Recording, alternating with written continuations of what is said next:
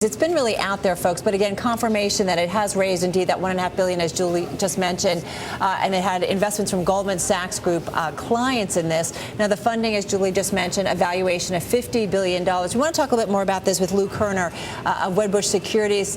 He is on the phone, and he joins us now. So, Lou, you follow these social media companies. You've done that for Goldman. You've done it for Merrill. You're now doing it for Wedbush. We get this headline from Facebook confirming pretty much what we knew, but what do you think we need to remember when we see these headlines on Facebook?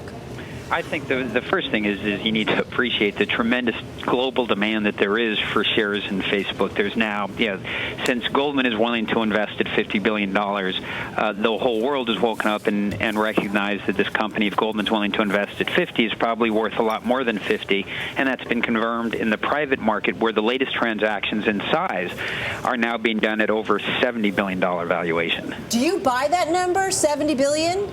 I think that Facebook is the most transformational media company in a generation, and that if it were public today, it would be trading at over $100 billion valuation. Wow.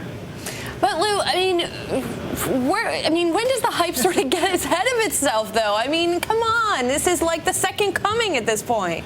Yeah, I hear that a lot from wary investors, that it's starting to feel like 1999. But the big difference between 1999 and what we're seeing today in companies like Facebook is, 1999 companies were going public that didn't have any business models, that didn't have any revenue. What you have with Facebook is the largest reach of any internet company. It's going to pass 1 billion users probably later this year or early next. But how much revenue is that translating into, and can it translate into?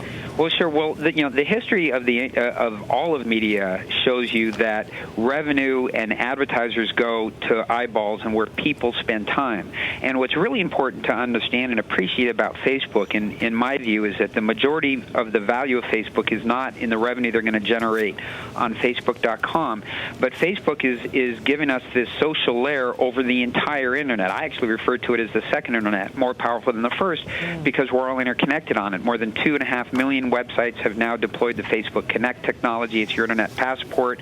Over time, it's going to be, we believe, with Google, one of the two dominant ad networks. I think they're going to have a very competitive